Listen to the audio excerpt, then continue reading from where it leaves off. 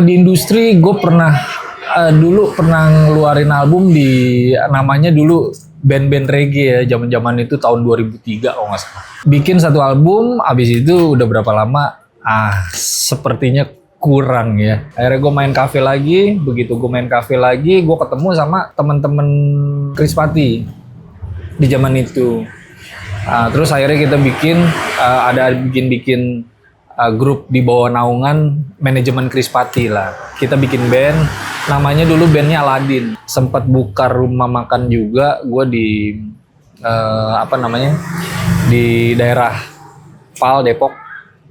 Sempat buka rumah makan tapi kurang beruntung. Gilanya dulu, gue juga pernah nyebur ke dunia gelap banget. Gue pernah jadi salah satu bandar judi online.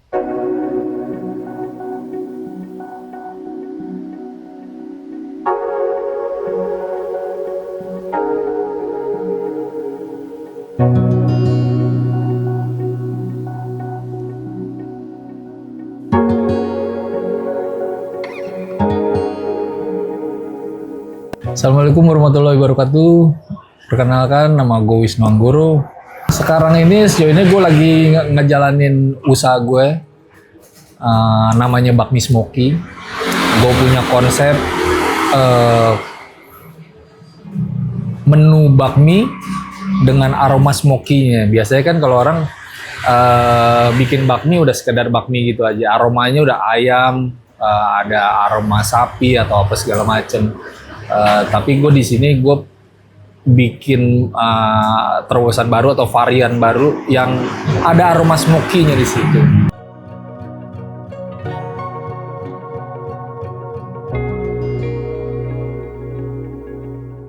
Aktivitas gue, wah banyak banget di situ ya. Gue dulu pernah ikut gue salah satu hobi gue ngamen. Main instrumen lah gitu. Gue dulu pernah di kafe, pernah di industri juga dulu di tahun-tahun 2007-2009an lah gitu. Nah, terus main ke kafe lagi, ya sampai sekarang buka-buka usaha. Di industri gue pernah dulu pernah ngeluarin album di namanya dulu band-band reggae ya, zaman-zaman itu tahun 2003 kalau nggak salah. 2003 apa 2004 itu band-band reggae, bikin satu album, abis itu udah berapa lama sepertinya kurang ya pasarnya. Akhirnya udah gue stop lagi di situ.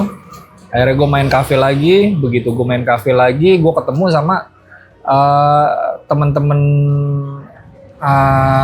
Chris Patti di zaman itu. Terus akhirnya kita bikin grup di bawah naungan manajemen Chris Patti lah. Kita bikin band, namanya dulu bandnya Aladin. Salah satu single kita yang dipakai sama Semi Simorangkir yang judulnya Kesedihanku, itu salah satu single kita dulu tuh di album kita. Kebetulan gue punya dua hobi itu. Gue seneng jualan, gue seneng masak, sama yang musik itu tadi ya, 3 itu ya.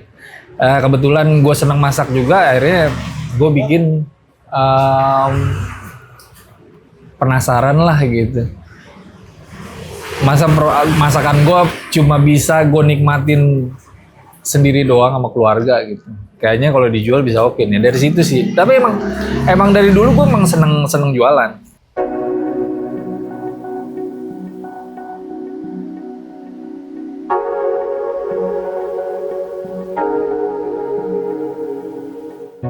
...20 tahun lebih ya di dunia panggung. Jadi gue pengen cobain hobi gue yang satu lagi deh gitu. Jadi akhirnya gue coba merambah ke sini. Sempat buka rumah makan juga gue di daerah Pal Depok. Sempat buka rumah makan tapi kurang beruntung, akhirnya jatuh ya gara-gara itu juga banyak faktornya sih. Karena gue juga sambil ngamen, sambil jualan, sambil ngamen, sambil jualan.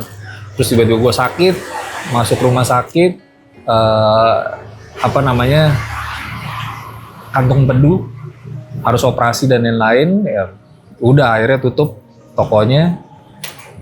Gue ngamen lagi, begitu gue ngamen ya udah sampai sekarang masih penasaran lagi sama dunia kuliner gitu. Ya akhirnya sekarang buka bakmi smoky. Terus juga gue sewa menyewa properti juga, kayak apartemen gitu. Terus gilanya dulu gue juga pernah nyebur ke dunia gelap banget. Gue pernah jadi salah satu bandar judi online, dan abis itu tapi gue udah langsung kayaknya nggak beres, nggak bener nih gitu. Gue langsung cabut dari situ. Ya cuma paling dapat setahun, 1 tahun, 2 tahun lah gitu. Itu akhirnya gue cabut dari situ. Udah kayaknya nggak bener. Terus ya cuma di kuliner aja sih. Banyakan kuliner, pernah akan sepatu juga, jualan sepatu, jualan apa. Gue pernah buka laundry juga. Laundry itu gue dari tahun 2011 sampai kemarin terakhir COVID tuh. Kemarin terakhir COVID yang udah agak goyang, tapi sekarang ya jalan sosok lah. Ya udah, terus sama mainan sekarang ini, bakmi ini. Kalau gue bilang nggak ada alasan buat berhenti ya gitu.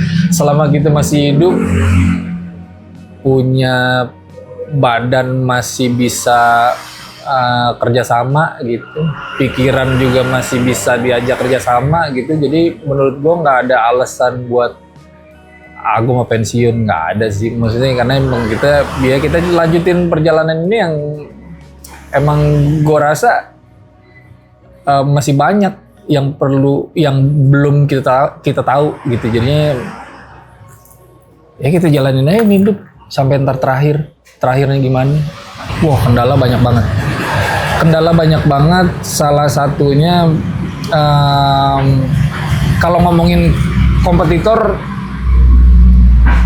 itu klasik ya. Ngomongin kompetitor, dimanapun kompetitor selalu ada. Tapi itu kalau dari perspektif negatif itu saingan. Tapi kalau gue selalu melihat kompetitor itu bukan saingan, tapi itu tolak ukur buat kita ngelakuin atau kita punya produk atau kita punya servis yang lebih bagus lagi. Kita ukurnya dari situ. Itu dari perspektif yang positif lah. Ini cuma bicara masalah waktu sama tempat aja gitu. Jadi kalau tempatnya pas, waktunya juga memang udah pas gitu, pasti ya jalan-jalan aja sih. Jadi kalau kayak kendala itu, dari segala macam kendalanya ya selalu perbaikin masalah aja, nanti juga selebihnya udah jalan sendiri otomatis. Gue berhasil bikin produk varian baru di dunia kuliner. Kalau bakmi itu kita bisa dapetin smoky-nya itu kita biasanya mereka pakai wok ya. Kita flame, kita pakai wok gitu, kita burn lah gitu buat ngedapetin smoky-nya. Nah, kalau di sini produk gue modelnya kayak bakmi kering tapi nggak digoreng.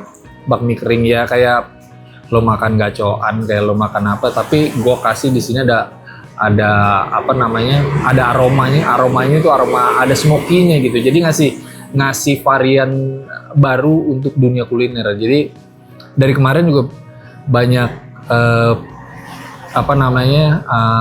customer yang mereka beli, ternyata mereka cocok gitu. Gue nggak bilang produk gue ini enak, gue bilang ini biasanya bahasa gue tuh cocok sama orang gitu. Jadi kan kalau ngomongin enak nggak enak kan itu kan penilaian orang masing-masing, orang seleranya kan beda-beda. Tapi alhamdulillahnya produk yang gue bikin ini banyak yang cocok gitu, jadinya ya lebih pede aja, lebih optimis aja gitu. Kalau gue bikin mie sendiri itu karena gue sejauh ini masih belum dapet pabrik mie yang sesuai sama yang gue mau gitu. Karena kalau di resep itu kan agak-agak tricky, banyak banget ininya. Jadi kalau kita punya bumbu kayak begini tuh cocoknya di tepung adonan mie yang kayak gini gitu. Jadi emang trikinya banyak banget gitu. Nah kebetulan gue udah ngulik lama lah di resep ini. Gue udah nyarinya tuh udah berbulan-bulan gitu gue bikinnya. Begitu gue nemuin lah gitu, wah ini yang sekiranya nih yang cocok nih gitu, adonan mie yang cocok yang bisa ngeblend sama bumbu yang gue bikin juga. Kualitas menurut gue itu yang paling pertama banget, kualitas kebersihan tuh yang paling pertama. Tapi terkadang gini, di usaha kuliner tuh kadang-kadang kita butuh kungfu. Kita bisa sulap bahan-bahan murah bukan artinya nggak layak makan ya, murah tapi kualitasnya bagus, layak makan gitu.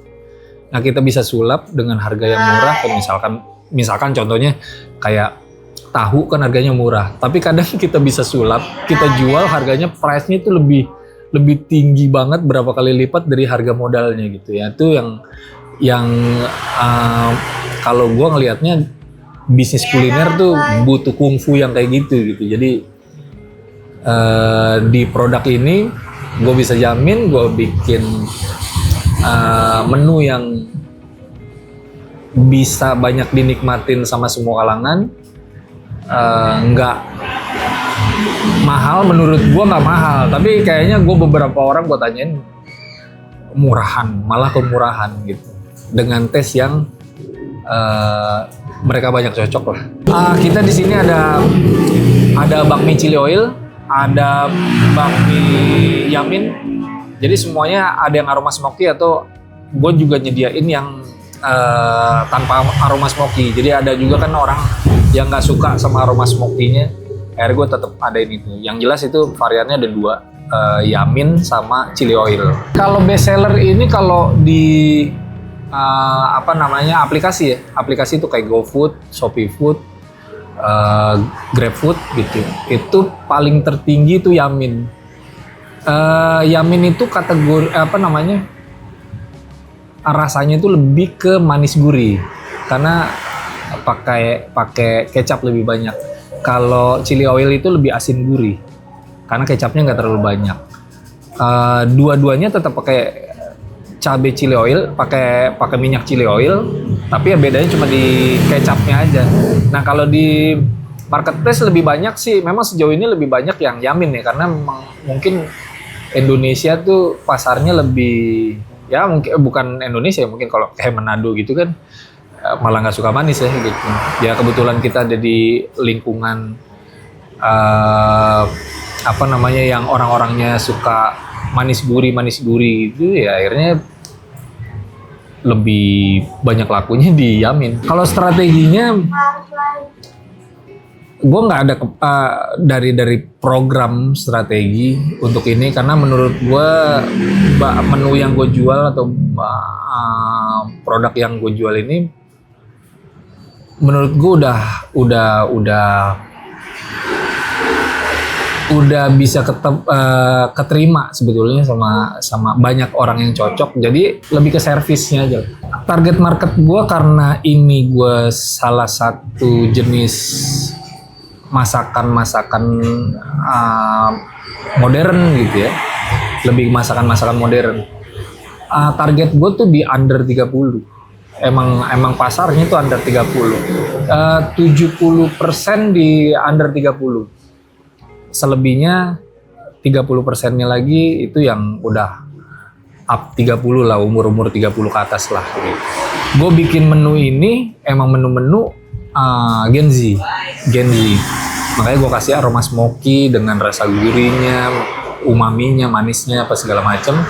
Tapi tetap gue pakein di sini yang gue pakein ada gue ngelibatin bumbu kecap ikan. Kecap ikan tuh yang ngasih flavor, dia ngasih rasa gurih, ngasih rasa lebih kuat lagi gitu untuk ngejar si yang umur 30 ke atas ini. Nah, kalau gue di sini gue coba paduin dari dua generasi ini. Walaupun gue lebih banyak ke Gen Z-nya ya, tapi sejauh ini customer gue juga di sini banyak juga yang udah umur 50 gitu, umur 60 gitu masih makan di tempat kita. Untuk online sama offline-nya seimbang. Sejauh ini gue udah bangun usaha ini ya jalan setahun lah. Ini udah jalan setahun, udah ya responnya lumayan gitu. Baru 1 tahun aja untuk sebuah usaha kuliner gitu ya, 1 tahun bisa berjalan dan punya progres gitu, ada progresnya, itu sudah menurut gue sih udah cukup bagus lah. Biasanya tuh jam-jam udah sore ke atas tuh, biasanya di atas jam 4, jam 5 tuh biasanya ordernya baru mulai gitu. Gue jatuh beberapa kali lah gitu. Jatuhnya beberapa kali jatuhnya tuh dulu di zaman tahun 90-an, di situ ada narkoba. Terus di tahun-tahun 2007-2009an itu tuh ya kita lagi ngerintis ke dalam industri musik gitu. Coba kerja sama label dan lain-lain. Di situ juga salah satu titik terendah gue di situ dulu. Akhirnya gue bangkit lagi, gue bangun lagi ya, gue ngamen cafe lagi. Klasik ya kalau untuk kenapa ini harus berubah, kenapa ini harus diperjuangkan gitu ya. Ya pasti semua laki-laki lah. Semua laki-laki pasti pikirannya cuma satu, keluarga. Ya yang kedua ya kita ngelihat sekeliling kita aja gitu, ngelihat sekeliling kita yang mungkin orang-orang yang banyak yang kurang beruntung. Ya jadi banyak hal yang bisa kita lakuin kalau kita punya peluru gitu. Nyokap sih, ibu gue tuh salah satu pahlawan gue lah. Dari kecil emang gue udah sering digiring ke dapur gitu. Akhirnya ya kebetulan gue juga senang dagang, senang jualan segala macem. Ya jadinya begitu, gue kan deket banget nih sama ibu gue, deket banget. Kemana aja gue selalu ngintil zaman kecil tuh. Nah begitu ini kalau masak-masak, ya ntar gue akhirnya banyak diajarin ini, diajarin itu, diajarin apalah, bikin inilah, bikin itulah gitu. Dari situ akhirnya hobi masak gue akhirnya kebentuk gitu. Awal muasalnya itu dari situ ya, beliau lah yang banyak ngasih gue pengaruh lah sampai sekarang. Pengen banget kalau ada orang singit tiba-tiba gitu, investor atau siapapun gitu, karena emang ini produk udah mateng, tinggal konsepnya aja. Nah kalau konsep kan selalu berkaitan sekali dengan modal kan gitu. Itu kalau misalkan ada itu aja orang yang singit tiba-tiba, yuk kita kerja sama. Wah, itu oke banget. Ini kita bikin gede sih bisa banget. Kita di Depok. Di Depok di Jalan Ridwan Rais nomor 101 dekat lapangan Hawaii. Kalau pemahaman gue soal rezeki, rezeki itu sebetulnya udah disebar. Jadi banyak banget orang yang mahamin rezeki itu kalau rezeki itu udah diatur. Katanya rezeki itu udah diatur, tapi kalau pemahaman gue itu rezeki udah disebar. Rezeki itu udah disebar kayak layaknya oksigen. Jadi sebetulnya nggak ada orang yang nggak dikasih rezeki, nggak ada orang yang dikasih rezeki cuma dikit, nggak ada orang yang cuma dikasih rezeki banyak gitu, nggak ada. Jadi menurut gue kalau lu mau bergerak aja, kalau kita mau bergerak dimanapun kita bisa dapat rezeki. Lo mau jadi TKI kek, lo mau jadi apa kek gitu. asal lu mau ngambil dikit, ya asal kerja. Lu mau ngambil agak banyak dikit, ya kerja keras. Lu mau ambil lebih banyak lagi, ya kerja keras, kerja cerdas.